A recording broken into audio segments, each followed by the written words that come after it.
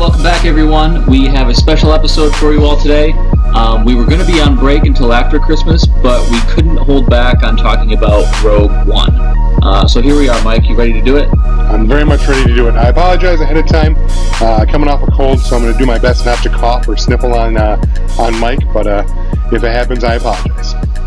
Okay, so Rogue One just came out. I think we heard it was the second biggest grossing movie of the month of December. That was as of last week. I'm not sure how much more it's pulled in, right? I think it was a little bit behind The Force Awakens. Yeah, I think I remember hearing that just the Thursday night showing was about 50% off what Force Awakens. But you got to remember, Force Awakens is another saga film. There was more anticipation being that we haven't seen. Yeah, it was the first one back. It was the actual Star Wars film. Like, everybody knew that it was the next one. Whereas we talked about in previous episodes, there was confusion even amongst Star Wars fans of where this movie lied and what purpose it had in the universe. Oh yeah, I knew people that the day of were like, "So where's Rey in this film?" And I had to explain to them, this is not part of the saga. But that's obviously, if you're listening, you're a hardcore Star Wars geek, and you already know what the deal is. Okay, so let's jump into our first episode. We talked about where we thought it would land, and you said that it would be the second best film behind Empire, which I've actually talked to someone else who saw the movie, and I think they felt the same way. I believe I said third through fifth. Sounds right. You've seen it once? I've seen it once. Okay, now. I think I will see it again over the weekend. But Same here. Where do you think it's at right now? Like I said, I need to see it a second time to get my full placement of it. But as of right now, I still feel solidly that is second only to Empire. Well, I don't have a huge problem with that. I still think it's probably more like third, possibly fourth. And here's why. I feel like so much of the stuff that made this movie great, I don't want to say it was like standing on the shoulders of giants, but it was like the backpack of giants. Because so many things I loved about it were so heavily founded in the original movies. So I was trying to look, and I don't know if this is fair, I was trying to look at it and say, well, if I took out the parts that really were heavily leaning on the original trilogy, is this movie that great without all of that source content? You know, it is Jyn Erso and Cassian Andor and Orson Krennic, like the new planets, Jedha, are those things enough for it to be that high in its own? Or is it unfair for me to think about it that way? No, I don't think it's unfair. I think you make up a valid point. I mean, you could counterpoint that with the fact that you could say the same thing about Empire. Empire would not exist without Star Wars and everything that's tied within it. So there are some people that make the argument that Star Wars is the best because it's the first. And then obviously people say that Empire is the better movie. This one, I mean, I see exactly where you're coming from. And that's why I think I need a second time watching the movie to kind of solidify where I place it. Initial reaction coming out of the theater, I was on a high, and I'm like, yes, this is second Empire. Yeah, I mean, I really liked it. Don't get me wrong. I'm not trying to. I mean, I'm kind of being the bad cop here, but I did really, really enjoy it. And then let me throw this in here first before we go any further. Spoiler alert: this whole show is going to be spoiler alert. We're going to have spoilers in here, so we're assuming we might be up to 12 listeners now. If you're listening, you've probably already seen it, so we don't have to worry about that. But touching on some spoilers here, I thought the way that the movie ended really put the icing on the cake, right?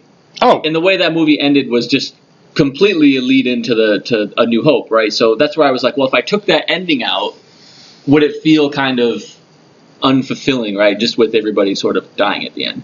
Right. I remember before I saw the movie, the rumor was that this film ends 10 minutes before A New Hope begins. I think it's longer than that.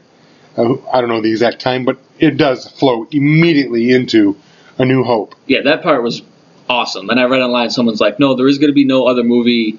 A New Hope is the sequel to this movie. Exactly. The producers already said there's no sequel to this. And really, well, other than New Hope, which already exists. Mm-hmm. And how could there be? It's like you said, everyone dies. It is probably the darkest of the Star Wars movies, darker even than Empire. Yeah, I'm kind of just looking at, we had a list of some of the characters we're going to touch on, and I think you're right. I mean, all the main characters that were introduced in this movie all die. Who lives? Tarkin and Vader, who we see in Star Wars. Yeah. And in the Mon Mothma. Right. We're not really going to count them, but you're right. From the big characters, right, those two. Another thing was, okay, so the ending, I don't know, do you want to talk about the ending now, or do you want to just start rolling through some of the characters? We can talk however you want to do it. If you want to talk about the ending, I'm good with that, because for me, the ending is what puts the movie so high on my list. True. I mean, the ending really, I was still not sure what was going on at the end. You know, I was kind of like, oh, this is kind of a sad ending. But I heard there was a great ending, right? So I'm like, okay, what is it going to be? And then, yeah, when we see, you know, okay, let me touch on something else, the seed we planted earlier. When I said, how much is Vader going to be in this movie? And I guesstimated 5%. Well, minutes-wise, he was probably only like 2%. But it was a close estimate. And I also said, I want to see more badass Vader. And I think it's safe to say we saw the most badass Vader scene to date. Yes.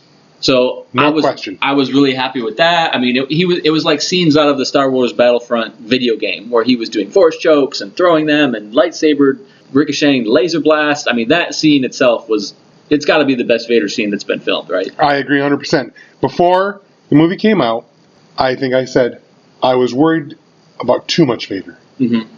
After seeing the movie, no need to worry. That, in my opinion, was the perfect amount of Vader. The right amount of Vader. Yes. In fact, I don't even know if you needed the whole Mustafar scene. It was nice. I saw how it tied into Luke and Vader and all that, yada, yada, yada. But that end scene, when you have the rebel soldiers looking down the hallway and it's all dark, and then all of a sudden... And they're playing hot potato with the floppy disk. And all of a sudden, you hear something. And I was fully expecting to see it blow up and you see stormtroopers come through just like in Star Wars. And that's not what happened. That lightsaber lights up, and I just remember getting excited and giddy like a little kid. And then for a brief second, I thought, it's just going to be Vader blocking blasts. Yeah. And then he takes a step forward, and then you're right, force choking people, throwing people. He is just cutting through the rebels. Fantastic. Yeah, I mean, so going back to the Vader's castle scene, I think that little moments like that put perspective and add depth to the universe. So, you know, it wasn't important to that movie necessarily. It could have done without it. But it sort of fills in some of the backstory of, okay, well, Vader doesn't just live on a spaceship. He has something that we'll call his home, right? And we can talk about, we won't get into it, but you can talk about, well, why is it Mustafar? Well, that's where he had his incident, and maybe that's where he has the strongest amount of hate, which gives him his power. He's still in the tank, right? He's still kind of nursing himself in the back of the tank. So that I thought was great. And also, that's a nice little correlation to Luke in Empire. You see him floating in the back to tank. Yep. So they've both go through this. They both floated in back to tanks. Yes. So the other part, too, is when we see A New Hope, like you said, and it's the stormtroopers that bust in and sweep out the rebels, and then Vader walks. It's almost like from the original trilogy, you get a sense that Vader doesn't do a lot of his own dirty work. You know, he kind of goes into a meeting and force chokes somebody when he doesn't like them, and you know, and he fights Obi-Wan, but he doesn't get his hands dirty otherwise. And that's why I love that scene where it's like, you're right, the stormtroopers didn't bust in, Vader busted in, he took care of everybody. So I think that it just helps balance out like how you look at Vader, and also the pace of the trilogy too, how that led up to what is the beginning of episode 4. I just think it sets a nice pace to it where you sort of realize that a lot of these things happen pretty quickly, right? And as I read some of the canon books, it only happens in one little space of the universe. And there's all kinds of other people around fighting other battles that don't even know that this happened, right? Right. And I agree with you on pacing. I think Rogue One is good enough that it actually makes Star Wars, A New Hope, whatever you want to call it, a better movie. Because like you said, the pacing. Vader, when you first meet him in the original Star Wars, he's at level 10.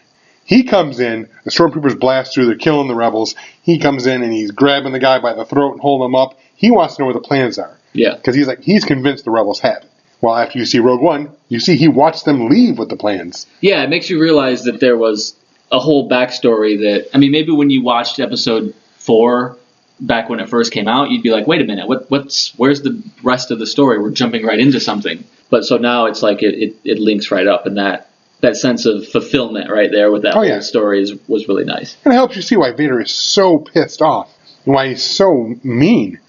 But again, I agree with you 100% on Rogue One. It gave us the Vader that we've been waiting for. The scary Vader that is all powerful and gets his hands dirty. I'm glad to see that. So we agree that it's probably the best badass Vader scene, but then I'm trying to say now it's up there too as the best sort of Sith badass scene, because we've seen Count Dooku kicking lots of ass in the episode 2.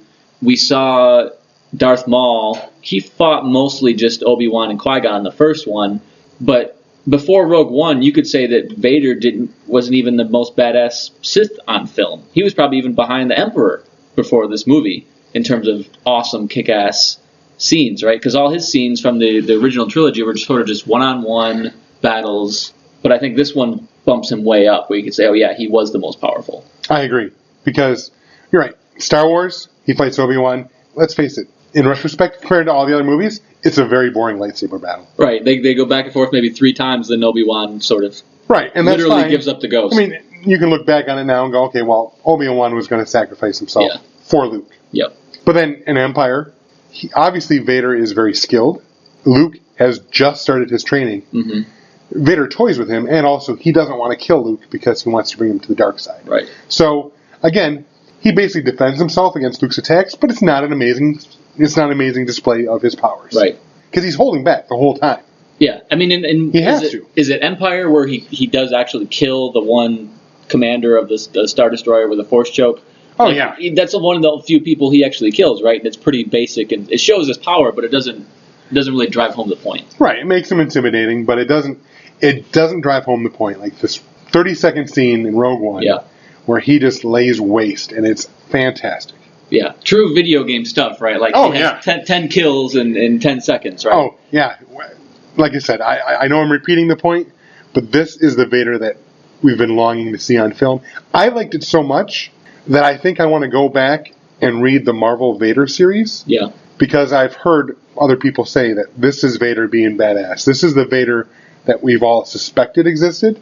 We see that in Rogue One. Now I want to go back and collect and get those trades and read those, because now I'm interested. So something else you might want to read is what I just started reading, because I finished the Catalyst book, which I recommend to everyone. I might touch on some points here throughout as we discuss the movie.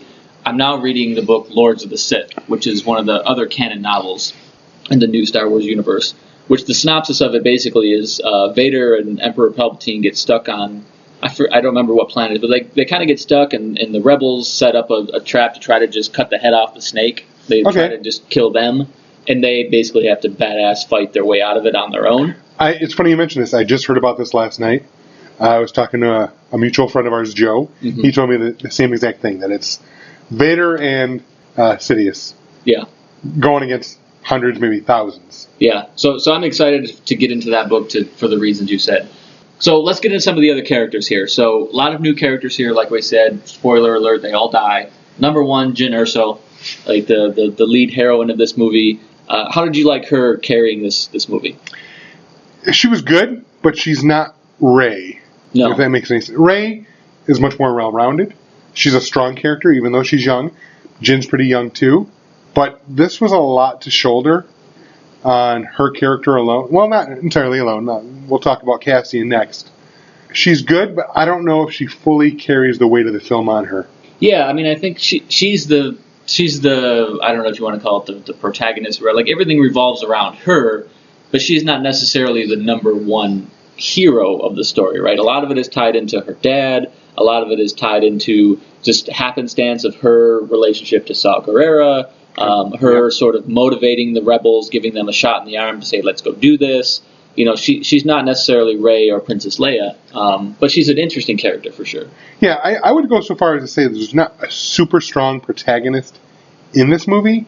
It's more about the story leading up to Star Wars. I mean, there are good characters, but there's no Luke Skywalker, there's no Rey, there's no Finn. Yeah, I mean, leading up to, so next with her is Cassian Andor, which is her sort of, you could call it a quasi-love interest, right? In the end, they kind of have a nice embrace. Yeah. Again, he is like an also-ran, right? He just like, you get the feeling like he just happens to be there. He's with Jyn along the way. Obviously, he's an important person, but he doesn't get the sense that he's a Luke Skywalker or even a Han Solo, right? There are shades of Han Solo, but I think the whole point of Cassian is to show us that war is dark. With the saga films, you've got the bad guys and the good guys, and it's pretty cut and cleared. Our gray area is Han, who eventually shifts all good. Yeah, the whole Han shoots first thing, right? And exactly. I'm sure they did not forget about that argument when they did Cassian, right? Because he shoots first a couple times. Yes, yeah. I mean, he comes right out. He basically says, "I've done awful things for the rebellion, for the cause." Yeah. And he was ready to straight up assassinate Galen. Yeah, big picture. Like, and the funny thing is when you read, I think it's in the Catalyst book and maybe one of the other canon books, there's a lot of discussion about, well, if you do that, are you just as bad as the Empire? And then some of the characters that are in the rebellion are like, well, no, because we're doing it for a more righteous reason, and it's kind of an interesting push and pull. So the end justifies the means, right. If your end is better. Right. If you believe your end is better, because that's the same strategy of the Empire, is we're just going to rule by force, and it's just going to be much easier that way. If you just decide to go along with it, you'll be fine, right? But then people are like, well, wait a minute, that's not really fair to everybody. Exactly. I mean, let's call it what it is. The rebellion is an insurgency. Yeah. It is. They're using guerrilla tactics. They're using assassination, and in some cases, they're using terrorism. So I think in some of the books and in the movies, it's safe to even say that the rebellion is just literally a rebellion of the Empire, of course, but it's not necessarily like they have their own plan for how they want it to be. And I think in the Bloodlines book with Princess Leia, it kind of touches on that topic of, well, when there is a Senate, there's separatists, there's problems within the Senate, so it's like even when there's no Empire, it's not like someone has a better solution for universal governance, right? They're just like, we don't want the Empire. That's what it is at that point. Right, and I think you see a bit of that in Rogue One. You see all the factions, or not all, but some of the factions of the rebellion when they're arguing about what they're going to do. Yep. And I think the impression you get is that these people know they don't want the Empire, but there are different factions as to how do we deal with this, what is our main plan. This movie solidifies what their focus is going forward, and really solidifies the rebellion. Yeah, I mean, I liked how, the scenes on Yavin 4 we come back to, and you can kind of see, like, when you get into episode 4, 5, and 6, it feels like they're much more organized, right? They're an actual thing. But when you see this one, it's clear that they're kind of hanging together by a thread, right? Ragtag, right. They have all the weapons and stuff that they could scrounge together. It really makes it feel more like an underdog story, right? Oh, yeah. And like I said, it's very fractious. We don't know who's leading exactly what. Yeah, I mean, we have Mon Mothma appears to be the leader, but then it seems like there's other factions underneath her. So just going, let's kind of stay with the rebellion here. We have Chirrut Imwe and Baze Malbus. So these guys, what were they called? The Chirrut was like a watcher or something. What was his title? I think Chirrut was a guardian of the wills. Yeah, that's what it was. Yeah. Basically, he helps to guard the crystals. So like strong with the Force, but not Jedi level. Yeah, he's definitely Force sensitive. That's no question. But for him, the Force is more a religious thing. Yeah, and so he's a great character. I've heard a lot of people say that he was the most interesting character in reviews of this movie, and he does a lot of the sort of, I don't know if you want to call it killing, but he puts down a lot of stormtroopers in this movie, right?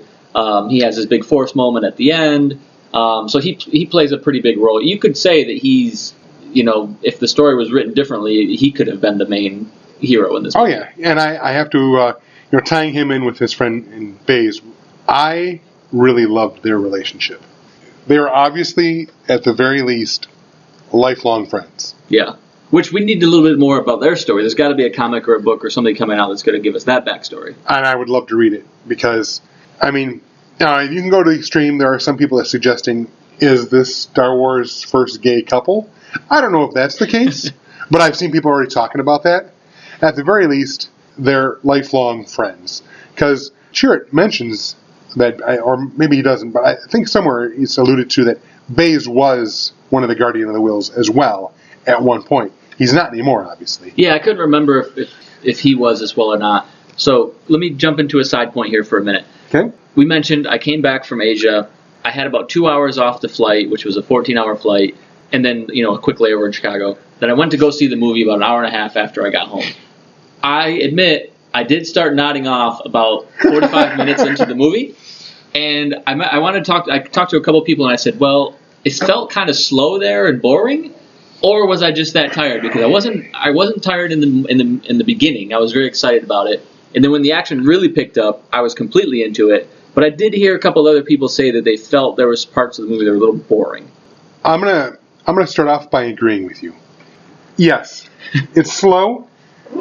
That's my initial reaction, but for me, I thought the reason was I tend to overhype myself. So when a new Star Wars movie comes out or something, I have expectations as to what I'm going to see, and then reality sets in.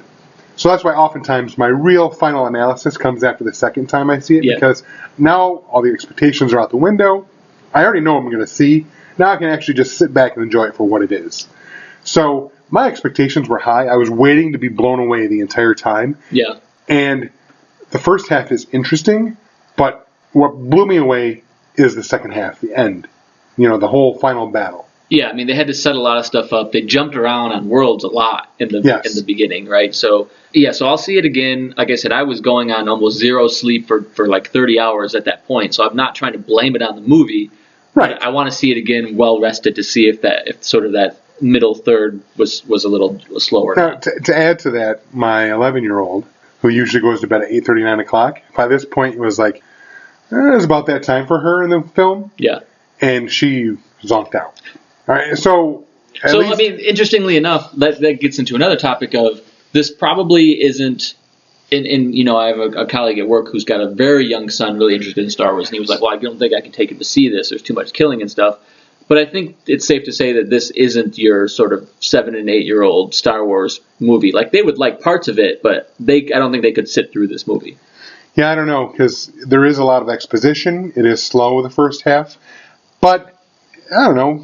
Kids might be into some of the costumes and stuff. It's hard to say. It's not Star Wars. It's not even Phantom Menace for keeping a kid's attention. Yeah. I think so. I mean, I'm not saying that's a bad thing. I'm just saying that I think this is definitely the most adult of the Star Wars movies. Yeah, I think so. So if we keep going with the characters, so Galen Erso, who I had a strong connection with, having read the Catalyst book leading right up to it, which is basically the Galen Erso story for the most part. Mads Mikkelsen, again, kind of, what was the other movie we talked about? Forrest Whitaker in The Arrival, right? Mads Mikkelsen, again, you're kind of like, well, he didn't really use him much. Like, his character was super important, but it's not like they could have put any actor in, right? Because he wasn't in there much. Exactly. I was hoping for a lot because I like the actor. Yeah. And honestly, he's in the movie, 10 minutes? Yeah, maybe that. And has like 6, 7 lines.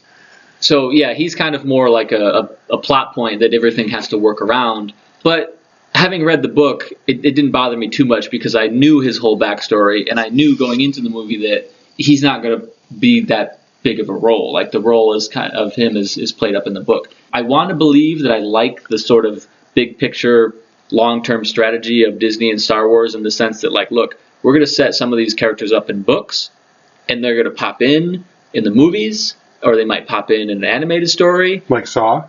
Right, like Saw. And so it's like, if you want to know more about these characters, or if you think they were underutilized, well, then go absorb our other content.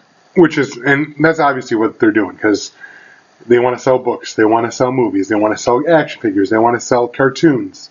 Bed sheets, toilet paper. Exactly. Lucasfilm recognizes that, yeah, they want these movies to make a bunch of money because they're going to make money that way. But this is a content engine. This is marketing. Merchandising. Merchandising. They might make, $500 million on this movie, but they're going to make $2-3 billion on merchandising. Yeah, and I think it makes the books and comics, as you mentioned, a lot stronger too, because in the past, like, the Star Wars books were more like sort of underground, only the real hardcore nerds read them. Now, it may still be the case, but I feel like now they're making a stronger case for you to say, hey, you kind of need to read the books if you want the whole story. Right, and back in the day when Dark Horse had the comic book license, there was a question for a while, is this canon? And finally, Disney, or not Disney, because they didn't own them yet, sorry, Lucasfilm and Dark Horse kind of got together and said, yes, this is canon. And they mapped out a timeline. This is where everything happens. Mm-hmm. Then Marvel got the license back, wiped all that out. But again, they're saying everything we put out is canon now. Yeah. And you're seeing that. We'll get to more of that in the cameos, but that we've talked about. But yes, you're going to see that the books, the cartoons, the movies, they're all canon now. Okay, so K2SO, the droid. Again, I read a lot of reviews where people saying, well, he stole the show. And I think he was I think it was a great character. Like, every time he was about to say something, it was very entertaining. You kind of were like, oh, what's he going to do now? Kind of thing. He was funny. He was rude. He killed some stormtroopers. So he was very well-rounded, right? He wasn't just a C-3PO. Oh no, he's the anti-3PO, and I agree with that assessment that people are saying. He does every scene he's in where he speaks, he steals the show. Yeah, like you're listening to see what he says. I thought he was great, and I thought it was really cool too for the story that he was a repurposed Empire droid, so that he was very important in a lot of their sort of spy work. Yep. When they landed on the planet and were going there because they could easily blend in with him. Yep. I loved him. I thought he was absolutely fantastic, and the fact that just the whole part where his reprogramming caused him to basically have no filter. Yeah. I thought it was hilarious. I loved it when he would dig on people. Yeah, he was cool, and it was like he had the abilities of C-3PO and R2-D2 and the battle droid all at one, right? Because he could do all the R2-D2 stuff, plug into the ports and find information and do all this, and so I thought he was great. Taking us next to Saw Gerrera, again, Forrest Whitaker, one of our favorite actors, that just again plays a very, very small role, but kind of a cool character. Is he? Well, I'm saying he is because, again, he was in the book a little bit more, the animated series. So in this movie, I guess he could have been anything and anybody. In this, basically, he's hardly in this. I mean, he picks up Jin, and then she goes to see him and talk to him for 2 minutes, and that's all you see him. Really, I think the whole reason for him existing in this movie is to, number one, tie back to the Clone Wars, to show that that's canon. Yeah. And also to kind of give where Vader is the extreme version of the Empire, he is the extreme version of the Rebellion. So much so, he's very Vader-esque in that he is much more android than man at that point. Yeah, mechanical, even breathing with apparatus. The breathing apparatus, exactly. But not nearly. He's powerful because basically of his insurgent, maybe I should say terrorist-like tactics. But physically himself, he's not. And so from that, he's the 180 of Vader. Yeah, I mean, I think, too, it's another one where they're saying, look, if you want more Saw Gerrera, go absorb the content because, he was in Clone Wars a little bit. He is in some of the books. And then he's kind of, again, not what he looks like or anything, but he is critical to this story in the sense that, when the guy has the stolen or the message from Galen Erso, he specifically has to go give it to Saw Gerrera. Right. And Saw Gerrera is kind of like a gatekeeper of sort of entry to the rebellion in a certain area of the universe. Also, Jyn Erso lived with Saw Gerrera for a while, sort of trained under him.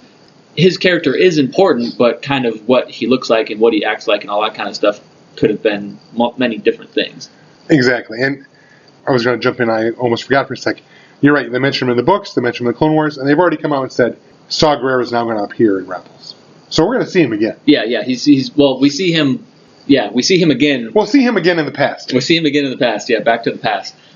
So those were the main characters. I mean, lots of, always in Star Wars, you can always, ooh and ah and oogle over all the new aliens and droids and all that kind of stuff. I love the little droid that the movie opened with on Galen Erso's little homestead there. Yes. So that was a cool little droid. Lots of other, we're going to get into some cameos, but lots of great characters, practical effects, makeup, aliens, all that stuff was great as always.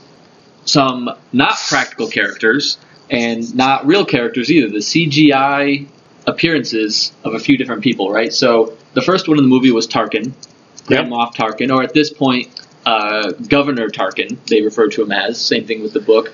I thought it was great. They needed to do it. A couple of people were like, well, yeah, but you could tell he was digital. And for me, an important thing was, on the giant big screen. But if you watch this at home on your TV, I think that it's going to look probably pretty good. Yeah, I have to admit I was surprised. I mean, I knew he was in it, and I knew he was CGI'd. Why they didn't get the same actor that appeared as him in the Revenge of the Sith, I don't know. I think that would have been better. Wait, what? Revenge of the Sith, did they have an actual actor? I thought he was just a little CGI in there as well. No, there's a guy. You can Google it. There was a guy, they got an English actor that they put prosthetics on. Oh, okay. Because he doesn't speak. I think he appears in a scene and you see him and he turns and he looks at Vader or something. Oh, yeah, no, you're right. I guess I just assumed that was a CGI thing, but if you're saying it was a prosthetic guy. Yes. Okay. So they got a guy with similar facial features, but then heightened it with the prosthetics. But they didn't zoom in on his face and have him speaking, right? So I think they probably figured that just wasn't going to work. Right. I fully admit when Tarkin showed up with his back to Krennic, I was like, all right, they're not going to show his face. And I'm okay with that, because that just kind of shows how Tarkin thinks so little of Krennic. Yeah. But then he turns around, and then I was actually surprised how much he was in the movie and how much they focused on him, like he was a real person.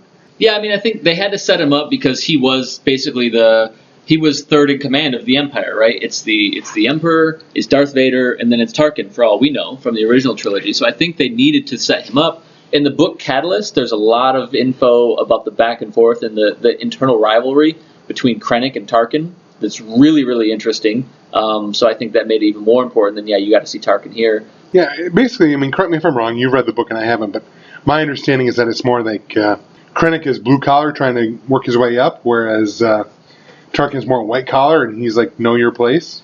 Well, yeah, I mean, I don't know that you can say Tarkin's white-collar, but he's just already up. He's already worked his way up. And then, Krennic is trying to work his way up, the blue-collar way, trying to have wins and come up with good things along the way and get noticed by the Emperor and move up. And Tarkin is definitely trying to say, well, slow down, who are you? You're overly ambitious. I probably have to worry about you. You're going to come after my job. And that's what he's doing completely. Oh, yeah. So, there is a really interesting back and forth and a really great story in the Catalyst book about Krennic kind of setting up a side game to keep Tarkin busy so that he can swoop in and just... It's really about the battle of who's going to control the Death Star. Which, obviously, Tarkin, he settles in this movie.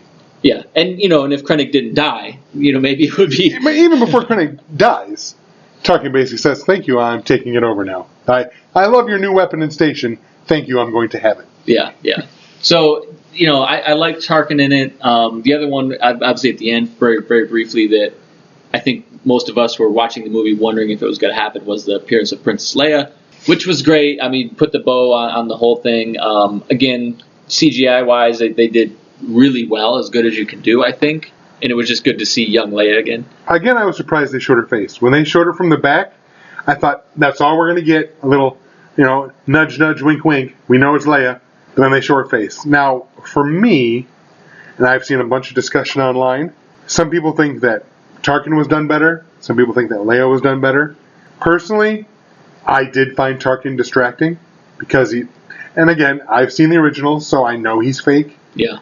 I thought Leia was less distracting, and maybe that's because we see her for such a shorter amount of time. Well, I think so too, but I'm going to go a little bit more of a technical argument to that story. I don't know if it's true, I have to see it again, but I felt like the use of white in Leia's costume made it a little bit easier for them to make it look realistic than the dark colors on Tarkin. And also, Leia's young. So Tarkin, they had to put sort of the marks on his face and sort of wrinkles. They had to try to make him look old, which is harder to do digitally than to do a young, beautiful face. So I think you're right in your assumption that if we went back and watched it again, I think the Leia one probably was easier to model digitally.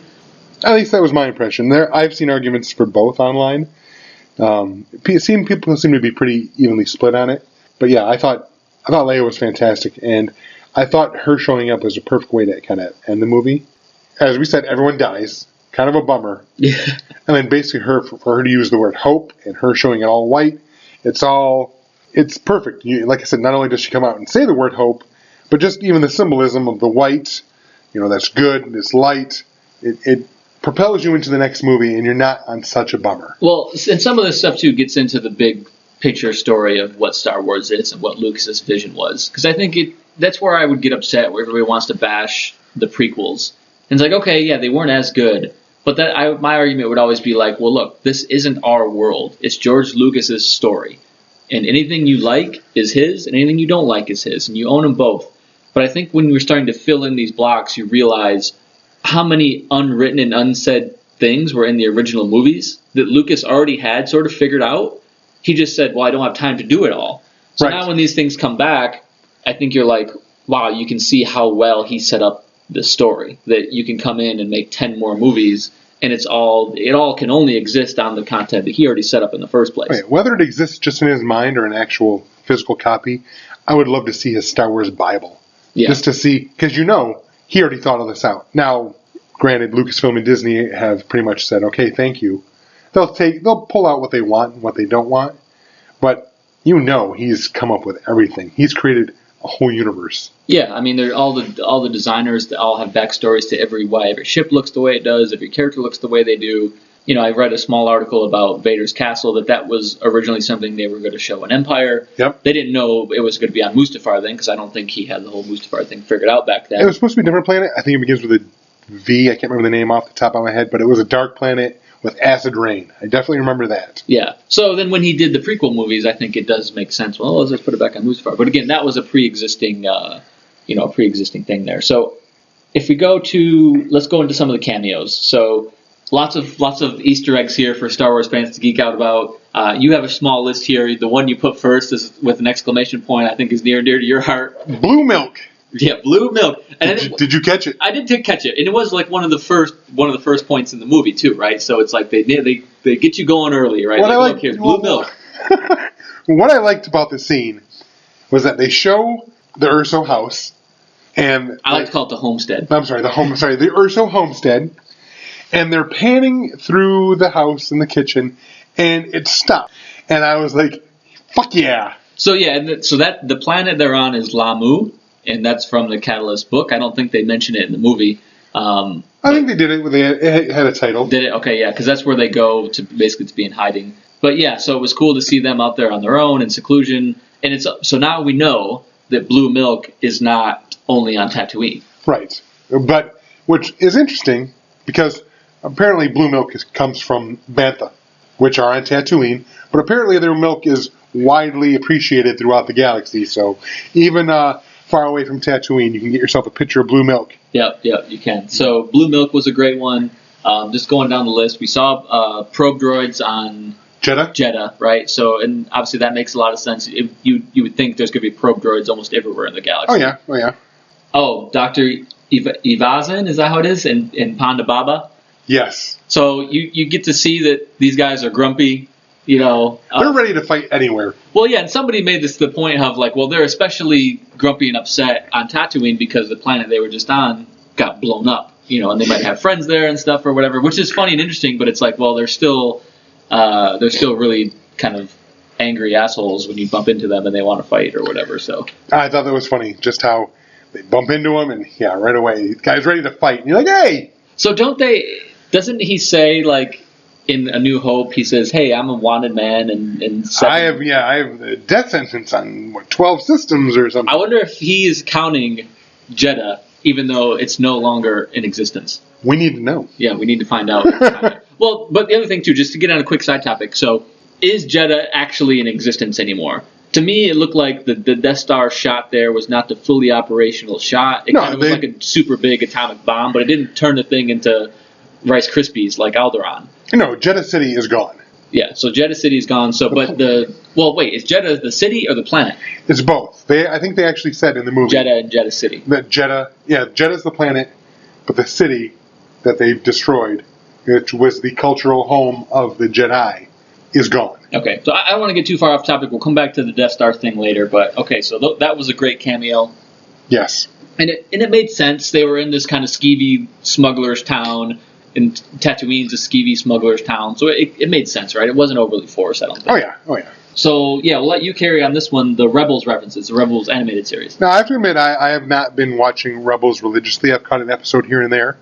But not only at the Yavin base, but also when the fleet shows up for the massive attack at the end, you see the Ghost. So I heard him talking about that, but I didn't notice it when I was watching the movie. It's something I'm going to have to keep my eyes out for in the second watching. I noticed it when they did the pan overhead in Yavin and they showed all the ships.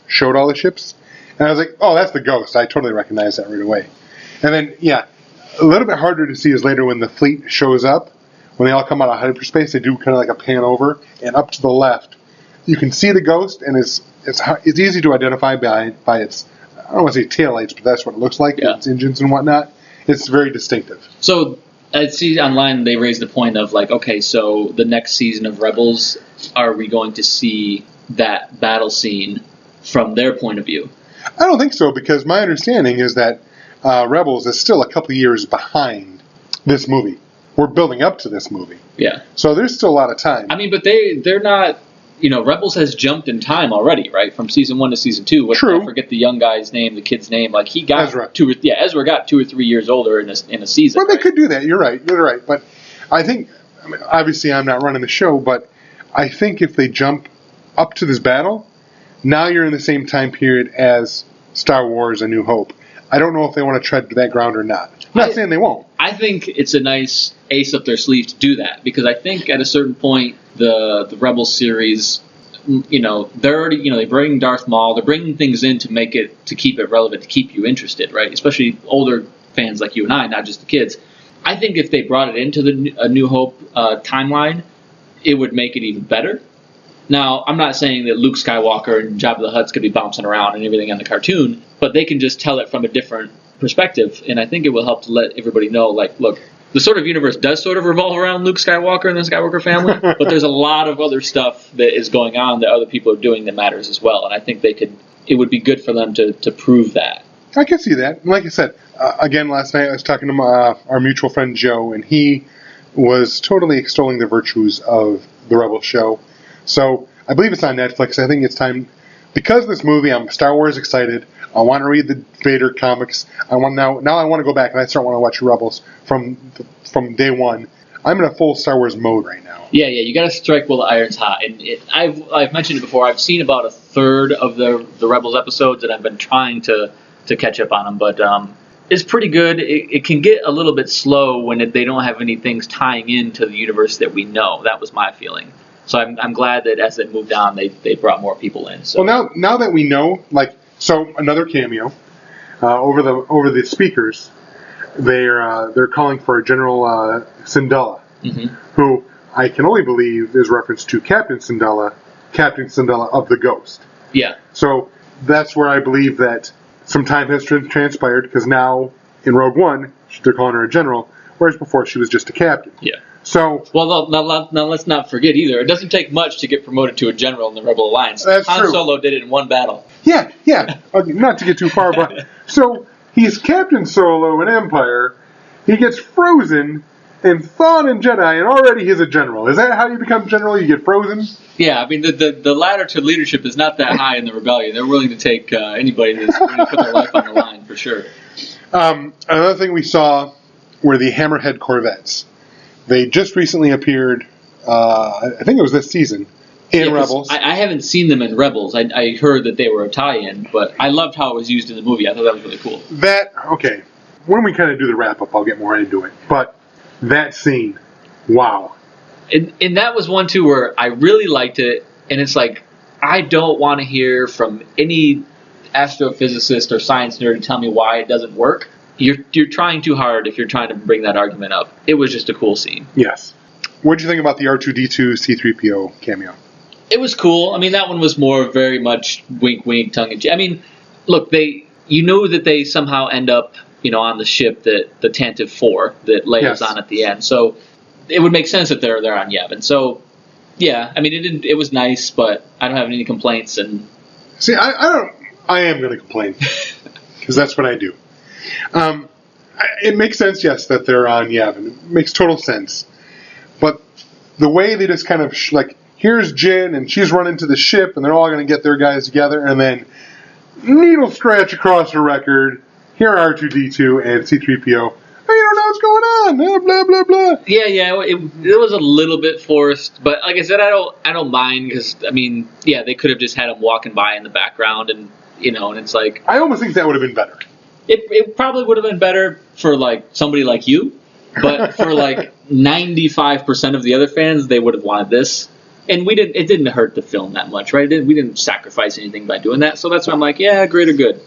Listeners, what do you think? Let us know, because I think it was a big record scratch. Yeah, but, again, you're asking the wrong audience. We're talking to, again, the people that are nerdy enough to care about our stupid little podcast probably are going to be more biased to be really, critical of the movie. Whereas what you need to be asking are the people that would never, ever listen to this podcast, and that's probably one of their favorite parts of the movie. Fair enough. So then we also had Mon Mothma, basically straight up referencing Obi-Wan to Bail. Yeah, so that was a big one. I mean, that was a big sort of, a very tiny part in the movie, but it kind of tied everything together, right? And it also affects the story of Star Wars, in that what was Leia doing? Was she trying to get to Ben, or did she just happen to be... Sorry, he's called Ben, and we all know he's Obi-Wan, but In Star Wars, they call him Ben at first. Was she trying to get to him, or was she just trying to get away with the plans? Now we kind of see that she was trying to get him and bring him and the plans to Alderaan. Yes, yeah, and I think, but at that point, she has no idea who he is. She's just right. That's just some guy that her dad, her adopted dad, said go see this guy. You can trust him, but she has no idea who Ben is. Right? She still thinks she calls him Obi-Wan in the recorded message. Yes, but she doesn't know him. Right? Correct. And they don't even mention the fact that obviously Obi-Wan's there because he's kind of there to keep an eye on Luke. Right. So, and I appreciate they didn't mention Luke at all. No, because I think it's cool that came up out of need, right? Yes. They had this big problem. The rebels were scrambling. Oh, crap, what are we going to do? Well, I'm going to have to send Leia to go see Obi-Wan. And the whole Luke side of it didn't even matter. It just so happened that Obi-Wan was the guy that Bail Organa could trust, and that's where he was sending Leia. Yep. That's another thing I want to say about Rogue One. It also adds another layer to that title, A New Hope in Star Wars. Yep. In the prequels, we hear about the prophecy. Who's going to bring balance to the Force? And it's Anakin. And then by the time we get back to the original Star Wars, A New Hope, I think everyone's thinking it's Luke. Luke is the New Hope. But now that we've seen Rogue One, the Rebels have had their first major victory, which is referenced in the Crawl, Star Wars. Now they have the plans to the Death Star. So A New Hope could be Luke still, but it could also be this first victory and having these plans is our new hope for the rebellion. Yeah, I mean, I think it's both. I mean, ultimately... Oh, yeah, but ultimately, I think it is Luke, but at the same time, if you look at this movie and they now have the Death Star, which they've kind of really messed up one planet and almost completely destroyed another planet at this point, and they have Darth Vader and we see his power, it's almost kind of like it's a new hope, but it's a very minuscule hope. Oh, yeah. I can see that. And it's the fact that Luke is who he is that makes it work, right? Oh, yeah, I agree. But I just like the fact and appreciate the fact that this adds another layer to the onion. Yeah. It did. This movie did a lot of that. So we talked about the Rebels references, R2-D2 and C-3PO, Mothma, Bail Organa, and Obi-Wan. That was a big one. A lot was packed into that. One of my personal favorites that I was really excited and surprised by was Red Leader and Gold Leader. Right? I was totally, in hindsight, I guess I would have thought maybe they'd CGI them or do something, but to actually have footage of them was fantastic. And I think that was the first point in the Rogue One movie that really drove it home to me that, like, wow, this is actually really close to A New Hope in the battle scene we see there. I mean, because so much time has passed for us, you forget that, like, no, this could be just like a week or two prior to that movie. Exactly. The same pilots are in this battle, and they're going to be in the next battle. Now, did you hear how they did that? Yeah, they used the unused footage. So cool. Yeah. So cool. No, that was great. I mean, I can't applaud that enough. I mean, again, this is one where when they do stuff as great as that, that's why I'm like, yeah, the C-3PO R2 thing was a little slapstick, but these cameos, they fit. It makes sense because these are the pilots that we're going to see in Star Wars: A New Hope.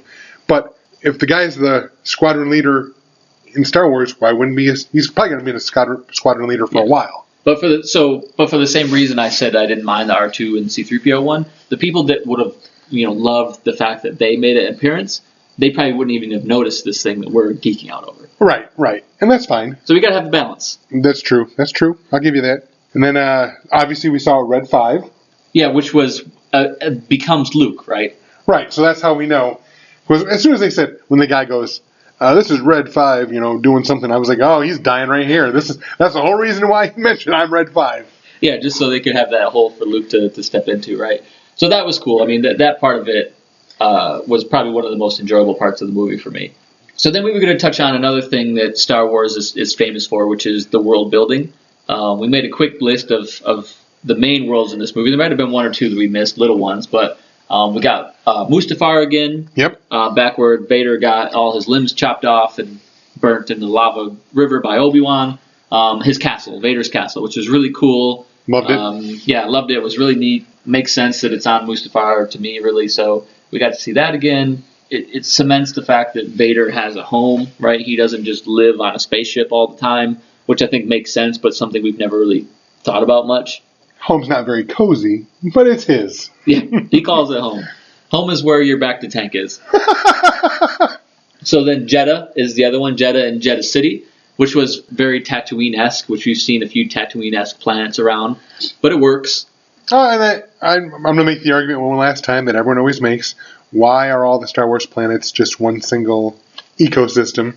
But that's fine. It is what it is. You could make the argument, like, why do you expect there to be more than one ecosystem? How many planets are you familiar with, have you been to, that have more than one ecosystem? No.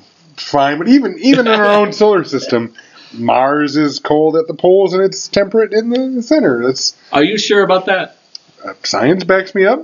Mars is temperate in the center. You could walk around without. No. You still need a spacesuit and whatnot. Well, you need a spacesuit, but I'm just asking. I don't know.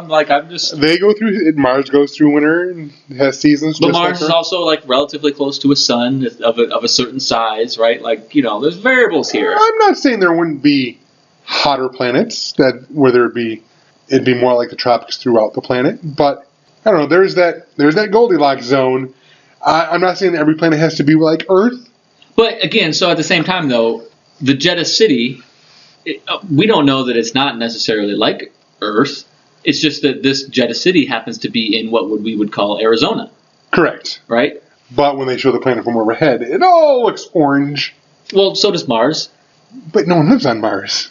Yeah. So, anyways, I'm gonna settle on this point here. I think it's been determined there's an infinite number of planets in the universe, and they all could have different suns and different climates and different temperatures. So why not just make it easy for your storytelling and just say that, well, we just picked the ones that work for us. And that's fine. That brings us to our next planet, Scarif, which I loved. Right. Now, the other thing, too, here, which I don't want to get too into the science of this because sometimes things fall apart, but the size of planets. I mean, we see some where the Death Star is looming and it looks huge in comparison to the horizon of the planet.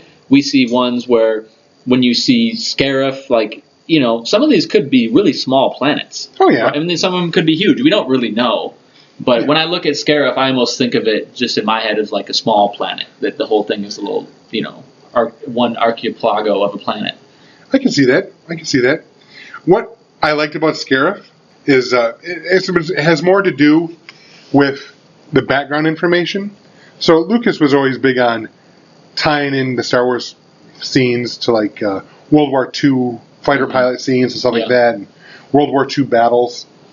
And one thing Gareth Edwards had noted was he does a lot of World War II-esque battles in his movies, but he never did anything that's similar to the Pacific battles from World War II. Yeah.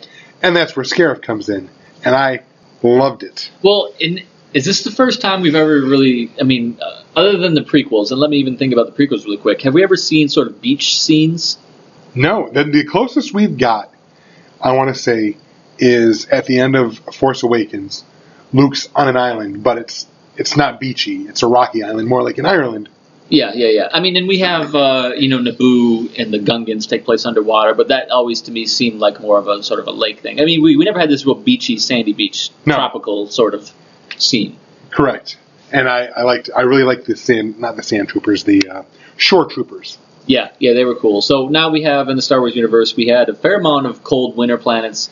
We had a lot of sand planets. Yep. Had a little bit of swamp. So now we have beach as well, which is nice. It rounds things out.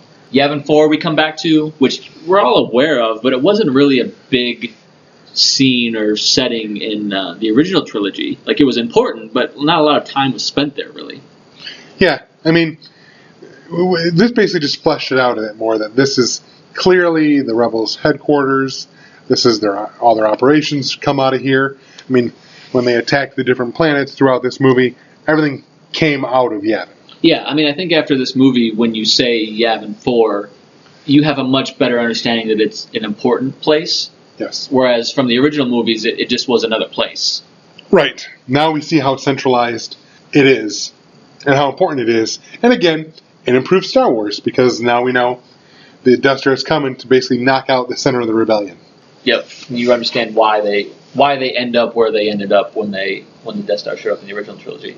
And then Lamu, where the Urso family is, the Urso homestead, when the movie opens, they've gone off in hiding. Saw Gerrera, found that location for them. Galen Erso, you saw he had some, what do you call them, danger rooms or whatever, panic rooms. Yes. Because he knew at some point they were going to come looking for him. So that was kind of cool. That one felt more, very green and seemed like a humid, cold day there that day. The only thing, okay, so I'm not complaining, because I know I'm prone to complaining, but we saw the machines for moisture farming. Yep. Which was interesting, because this was obviously not an arid planet. I mean, I think every scene Galen is in, he's soaking wet throughout the whole movie. Yeah, in this movie, I think so. You're right. But it was a cool nod to have those. I just didn't see the point in having them. And maybe it's another machine that does something else that looks similar. But I can't argue with the point that you're making, but I kind of just throw up the counterpoint of, well, maybe there's some other kind of element on that planet that exists in moisture that he's trying to harvest, or like maybe it's the same machine, but it does actually a different thing, but it looks very similar. Those are the things that I think we can get picky about, but I think it's relatively easy to explain away. Oh yeah, it was a minor thing. It didn't ruin the movie in any way, shape, or form. I just thought, hey, moisture farming on a wet planet. Okay, it's probably something else. But what kind of moisture is the key? Hey, maybe they don't have potassium in that planet, and that pulls the potassium out of you. Maybe that's where they're getting the blue milk. Maybe, because blue milk does a body good.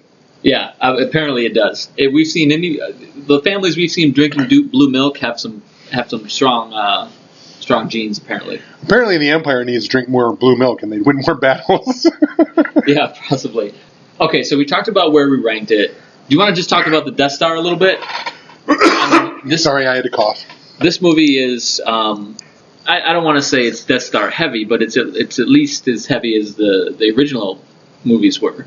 Oh yeah, I mean, I don't. Yeah, this movie is definitely heavy, and I think that's all. A lot of it has to do with what happens to everyone. Yeah. As in, they all die. Yeah, this is, like I said before, this is the most adult of the Star Wars movies. Well, it's also one where, like, maybe this is also what you mean by saying adult, is like you kind of have to be paying attention. Yes, it's not the hero's quest, right, that the original saga is. No, it kind of breaks that trope quite a bit. I mean, I think so for the Death Star, it's coming together. You see it kind of just the finishing touches being put on it. You see them testing the laser for the first couple times, and we learn about what a lot of people would complain about before is like, oh, wow, why would you have this Death Star and then you can blow it up with one missile kind of thing. So that kind of gets explained. Oh, it explains it. Like I said, I've said this already and I'll keep saying it. This movie makes Star Wars A New Hope better because that has always been a huge thing. Why is it so easy to destroy the Death Star? Well, if you have a guy that's been working on it for 15 years against his will and you've pissed him off, he's going to put in a fatal flaw. And it makes more sense. And I love that. Yeah, I mean, because even when you go into New Hope, they kind of say, I think at some point, don't they say, like, oh, we've taken a look at the schematics and battle plan, and there is a small risk of a single starfighter being able to damage it. And then they're kind of like, well, okay, well, we should be able to handle that. Right. Which makes sense that Galen was able to sneak that in. Like, well, they wouldn't think too much of that, right? This exhaust port, blah, blah, blah. Like, it's a tiny little hole in this giant moon. Right, and that's the thing. We don't even know if Galen put the exhaust port in. All we know, he set it up so that if the reactor is disrupted, it causes a cascading failure. Yeah. So maybe the rebels, once they got the plan, said, how do we cause that failure to happen? If we get a shot down this tube. Did he put that hole in there? Don't know. Maybe he did. But he, at the very least, created the engineering where you disrupt the central core and domino boom. Effect. Yeah, goes the dynamite. And I think it was in the Catalyst book where it's mentioned a lot that, like, he never really figures out how to completely control the power of the kyber crystals. Okay. It's got so much power, like, it's like he barely figures out how to halfway control it. So I think that was the thing where it's like it's even evident in the book that, like, look, we have this power, but it's unstable. And so I think that's where, and the Empire was so gung-ho to just get that laser to be able to destroy planets that they sort of were willing to look the other way on that. And I think so that was the perfect storm that, well, this is going to be your undoing. You mentioned kyber crystals, and I want to throw something out there, and this might be in left field. Tell me what you think. Obviously, we know Chirrut is force sensitive in this movie. He does the different things. He keeps praying to the force. He brings up the gun and shoots down a TIE fighter at one point. Wait, he has a bowcaster, by the way. Yes, I'm sorry. He has a bowcaster of some sort. Takes out the TIE fighter. Do you think Jyn is force sensitive? I don't know. I don't know how to answer that question, just because if I just said, well, how I'm absorbing the universe, I just think that everybody has the potential to be force sensitive, right? Okay, yeah, I can see that. You know, and some, if you practice it and whatever, you're stronger than others, but some people are more predetermined to be force sensitive. So, and we're going to ignore midi-chlorians at this point, right? Well, yes, the answer is yes. We are ignoring, but that's just reverse engineering, right? So some people have more midi-chlorians, right? But we all have midi-chlorians, or whatever, however you want to I'm waving my hand because the midi-chlorians no longer exist, because that was some bullshit. So, yeah, I mean, I think everybody has the ability to be force sensitive, but it's something that needs training, right? Let me throw this out there. They're coming in the Imperial shuttle, going to get to Scarif, and they have to go through the gate. Mm-hmm. And the force field gate. Yes, they're trying to get through the force field gate. They're talking to the Empire, the gatekeeper, the guy. And if you notice, and watch this on the second time, Jyn grabs her kyber crystal and closes her eyes and thinks. And there's a pause, and then the guy at the control says, all right, you guys are cleared to go through. Yeah, I think so. Here's the question, though. Is it more about Jyn's force sensitivity, or is it more about the kyber crystal? Well, that's another question. You're 100% right. Because I think we can definitely say the kyber crystal has power. But then, is it the crystal itself, or is Jyn capable of pulling it out? But my understanding is that the power of the kyber crystal has to be directed by someone that's force sensitive.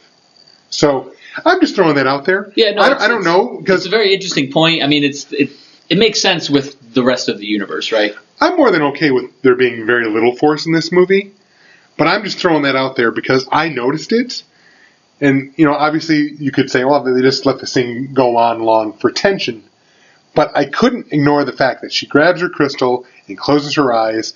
And did she force wave the guy? Like, these are not the droids you're looking for, rather let us in. She's not saying it. Well, yeah, I mean, like, look, let's be honest. The big thing of the Force is very tied to religion, right? And, like, power of prayer kind of thing. Exactly. So, like, if anything happens, like, did it happen because somebody prayed for it, or did it happen because it just happened, right? Right, was it coincidence? That's what makes it interesting. Exactly. Now, and we're just talking about it now. I'm not saying that we'll ever get any definitive answer on that, but I just wanted to kind of throw that out there. No, it's cool. I mean, and I liked how they brought up the kyber crystals more, which existed more in Rebels, existed more in the books. It was a big part of Catalyst. Never existed too much in the movies, though, previously. So the fact that they brought it up a little bit more here, and you visibly saw a kyber crystal, right? That was kind of cool. Oh, yeah. Now, kind of wrapping this up, was there anything you missed? Like, not necessarily missed the movie, but is there anything missing from this movie that you wanted? I would just say maybe I would have been kind of nice to see, like, one character exist and keep going. One character that they spent time on still remain living, just to bring them back later to tie it all together. But it doesn't really bother me. I'm happy with it. But that would be the thing that I would say, like, well, couldn't there be one main character that didn't die? See, before this movie, there was a rumor that Chirrut was going to possibly show up in Episode 8. Mm-hmm. Clearly, that's not going to happen. Well, what if he shows up as a Force ghost? That would be surprising. I mean, it's certainly possible. He's obviously Force sensitive. He's not a Jedi, though, so far they've only established that hardcore Jedi can do it. Yeah. Now, they can change things up. For me, and this is a very small issue, I wanted to see Porkins flying in the Rogue Squadron. Or the Red Squadron. When you say that, I thought, because when I noticed the old footage, I was like, oh, are we going to see the fat guy? And I'm like, what's his name? Oh, Porkins, yeah. Well, of course the fat guy's named Porkins. Yeah, you can blame Lucas for that one, but you're right. I was wondering, too, if he was going to show up, too, and then, And it's fine that he's not in there, but if he had showed up, I would have stand up and applauded. You're like, Porkins! Yeah, that would have been really great. I mean, if you go down that road, there's probably 5 or 6 really great Easter eggs we could have put into, right? There was no Wedge. Where was Wedge? Yep, there was no Wedge. Well, Wedge was, no, I guess we haven't determined that, because Wedge was one of Luke's old buddies, right? No, that you're thinking of, yeah, the other guy wasn't Wedge. It was. But yeah, Wedge was, Biggs. Biggs, yeah, Biggs. Biggs Darklighter. Yep. So Which, I think we saw him. Now, I'll go, when I see it a second time, I'll look, but I'm pretty sure, because I saw the 70s porn stash. Oh, yeah. So I think Biggs is in there. They don't come out and say it's Biggs, but I think he's there. Yeah. We definitely don't see Wedge, and of course we don't see Porkins. Wedge would have made more sense. Yeah, I mean, at some point, now they started doing it. I think was there a comic book? But because Wedge is basically kind of regarded as the best pilot that the Rebellion has that is not a Jedi. Yes. Right. But we don't see much of him. It's kind of more of just a. I mean, maybe we're going to see a Wedge movie. Maybe that's the next one That'd be coming cool. up or something. Now, the last thing I want to say about Rogue One, I know we've been talking for a while, and I one more time, not to beat a dead horse about how much this makes Star Wars a better movie. Yep.